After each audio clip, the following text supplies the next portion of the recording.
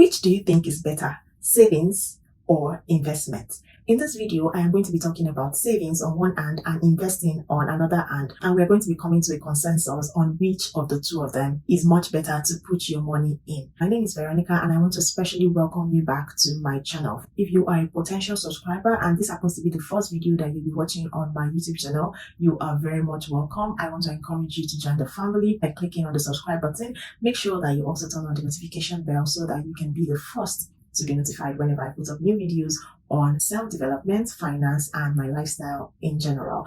I also want to welcome all of my old subscribers. Thank you so much. I want to encourage you to drop a thumbs up for me and also subscribe to my channel. This will show my video to more people and also recommend my videos so that we can reach more of my target audience. In today's video, like I said earlier, I'm going to be breaking down savings and investment. If you're interested in this kind of content, do not click out and let's delve into today's video.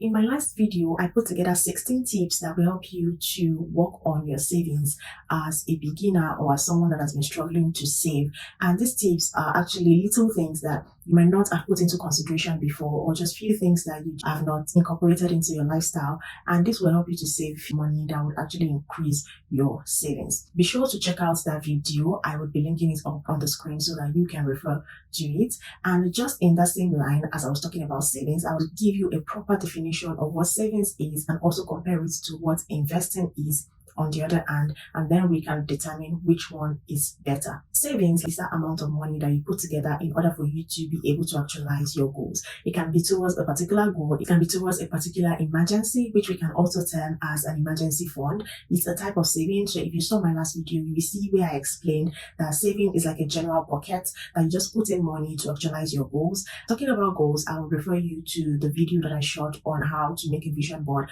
On that vision board, I broke down my goals for the new year into a couple of items or lists. Then I have also made a follow-up video to talk about what I am doing to achieve those goals. Such goals that I've put together on my vision board are examples of goals that I would consciously put out money for so that I would be able to achieve them before the year runs out. So if you are curious about some of these goals, make sure to watch the video where I spoke about how to make a vision board. You'll be able to make yours as well if you haven't.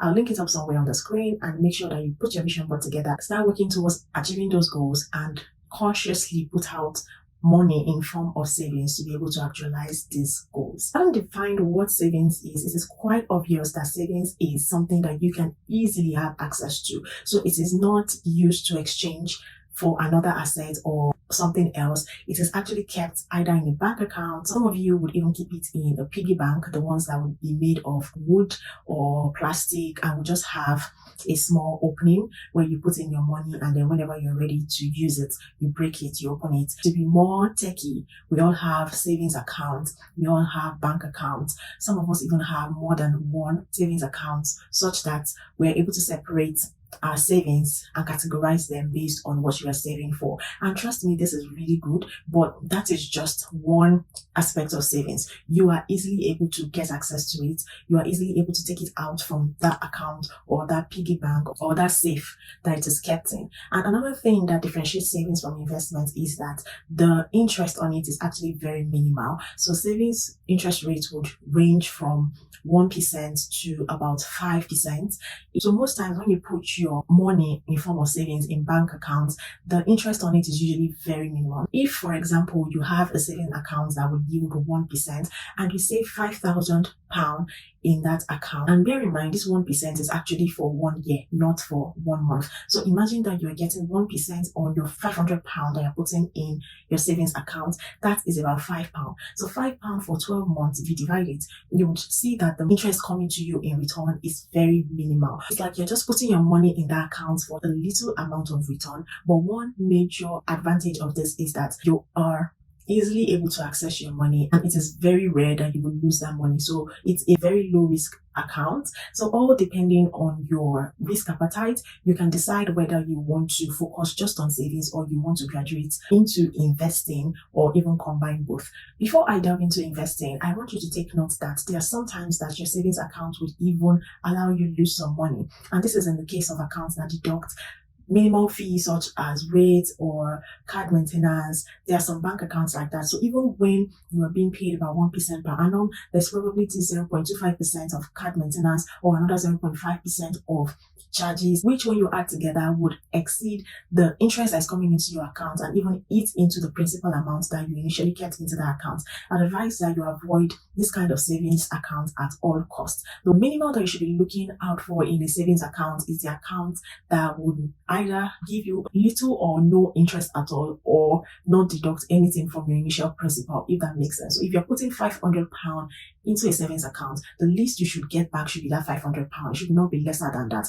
If you are able to get more money from it in terms of interest, that's fine, but make sure that your savings account does not reduce what you're putting into it at the end of the period where you are saving. Investing is the process of exchanging your money for another asset. Unlike savings, you're not exchanging your money for anything. You're just keeping your money and you're going to be getting a minimal amount of interest. But for investing, you now want your money to work for you because you're putting it into work by buying other form of assets, such as the most common ones, which can be stocks, bonds, or investing in form of real assets, investing in form of agriculture. By giving other people access to use your money to trade, to use your money into agricultural businesses, and then come back to give you returns. Just looking at this picture that I've painted, you will understand that it is actually more difficult to get your money back from an investment, right? So investing is less liquid than savings. For savings, you can just wake up one morning and take out money from your account. But for investments, because you have purchased an asset which cannot be easily sold or easily converted back to cash, it takes time to get your money back. So it's less liquid than savings. Another major thing you should consider when investing is that the interest rates are actually much more higher than savings, although it still varies based on your risk appetite. So if you are someone that has zero tolerance for risk, you might be looking at investments that are very low. Or if you're mid-level or in the high level of risk appetite, you can get investments up to as high as 30% compared to savings that will just be at a max of 5%. So if you're investing £500 at a 20% investing rate per annum, you'll be getting about £100 in interest at the end of that year. So compare the £100 from investments to the £5 per annum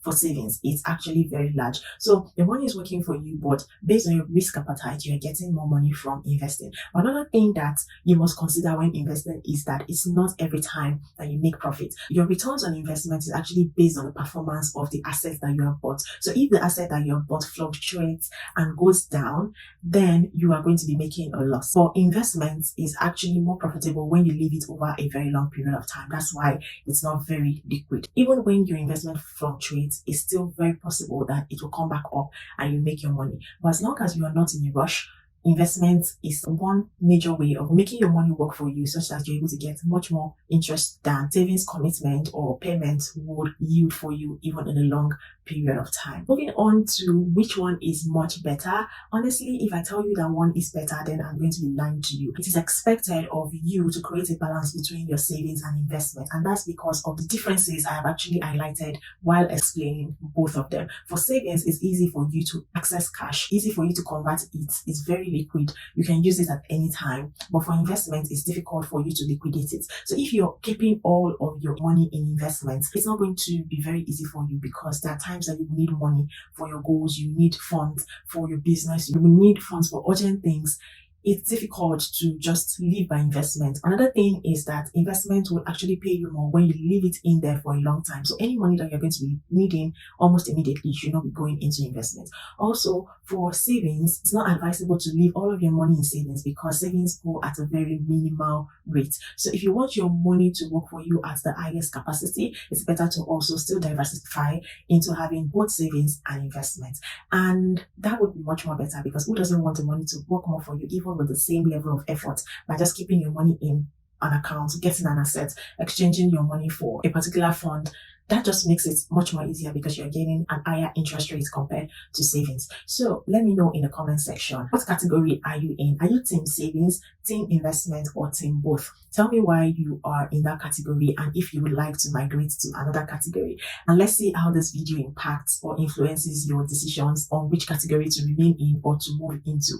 Thank you so much for watching this video up to this end, and I hope this video has been able to teach you one or two things. If you have any question, please drop it down in the comment section. If you are not subscribed, this is the best time to subscribe to this YouTube channel, because it's going to be a lot more information on finance, self-development, and how you can just learn new things generally and become a better person. I also want to encourage you to reach out to me if you have any content idea, or if you have any question that you want me to answer in form of a video. Drop it in the comment section or send me a mail. I have all my contacts in the description box below, and I'll see you all in my next video.